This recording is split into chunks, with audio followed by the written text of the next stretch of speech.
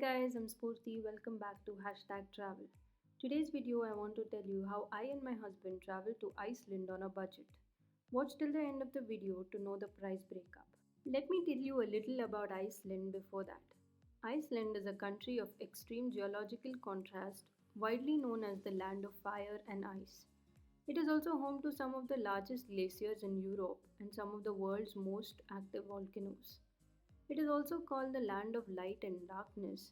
Long summer days with nearly 24 hours of sunshine are offset by short winter days with only few hours of daylight. Wondering what the best time to visit Iceland is? Iceland has four distinct seasons. Winter, which starts from November through March.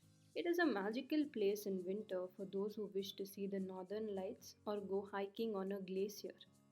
The temperature can go to minus 10 degrees and you get to experience only few hours of daylight during this season. Summers are from June to August.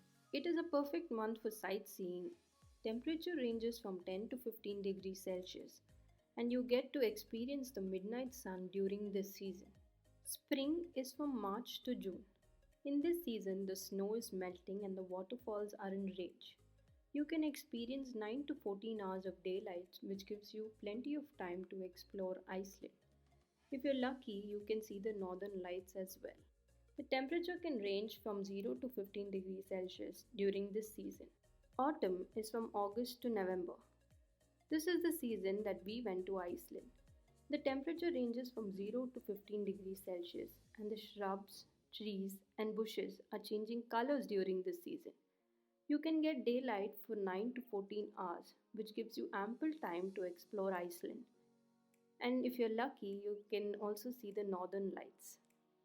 When we went to Iceland during September 2019, we got to experience sunny, cloudy, foggy, and rainy weather. And we experienced our first snowfall in Iceland that was very exciting for us. How do you get to Iceland? You can check for cheap flights from India to Iceland on Skyscanner. These might cost you somewhere in between 70 to 80,000 for a round trip. We chose to fly from Chennai to Paris with Emirates, which costed us around 38,000 rupees for a round trip, and stayed in Paris for a night and flew to Iceland with Transavia Airlines, which costed us around 5,000 rupees one way. So overall, the flight tickets costed us around 48,000 per person. Visa process for Iceland. Since the majority of the days we would be spending in Iceland, we applied for Denmark visa through VSF, which costed us around 6,000 rupees per person, with lot of paperwork to be submitted. Within 2 weeks, we ended up getting our visa. Traveling around Iceland. You can rent a car, camper van, or take a guided tour around the country. We rented a car so that we had the freedom to explore places. I leave the details of the car, camper van, and the tour companies in the description box below. Renting a car in Iceland. We rented a car from Blue Car Rental Company and we insured the car for all possible damages so that we don't have to pay a heavy price if something went wrong. We booked a Toyota Yaris automatic with 2 drivers and all the insurance for 35,000 rupees. But once we reached Iceland, they upgraded our car to Kia Rio, which was a very nice car. If there are more than one drivers, then you have to pay a little extra for each person driving the car. Since we were only 2 of us, we chose a small car, but if you're going during the winters or you want to off-road, or maybe if there are more people, then you might want to rent a 4x4 or a camper van. Make sure you watch a couple of driving in Iceland videos to be a little more familiar with the driving in Iceland.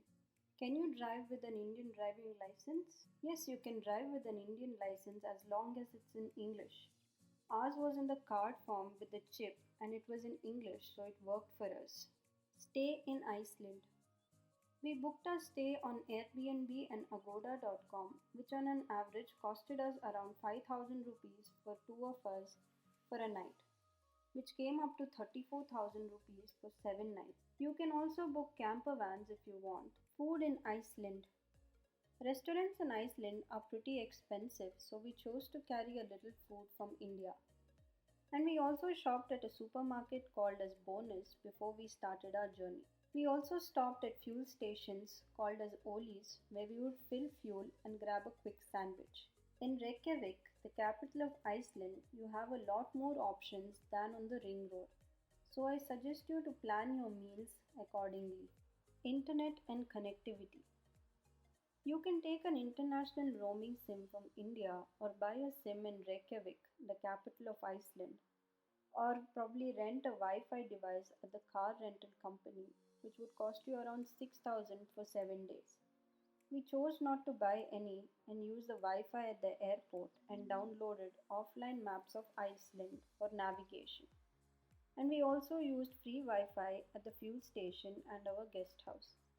The traffic in Iceland is very less, and if you're afraid you might need help if your car broke down or any other emergency, then it's better to buy a SIM or rent a Wi Fi device.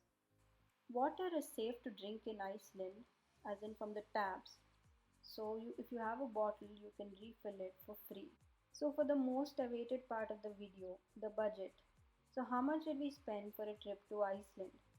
The major expenses were flights 48,000 per person, car plus fuel plus parking fees at few spots 50,000 rupees for two people, guest houses which costed 34,000 rupees for two people for 7 nights, visa 6,000 per person, Iceland Blue Lagoon which is like a spa which costed 3,500 per person, food 15,000 for a week for two people. The overall cost per person was around 1,10,000 including everything. The cost might vary after the pandemic, and this cost is a basic cost. The cost also will increase depending upon your preferences. Hope this video was informative. In the next video, I will tell you about our Iceland itinerary. Comment down below if you want to know more information about anything. Thanks for watching this video. For more such videos, do subscribe to my channel. Until next time, bye.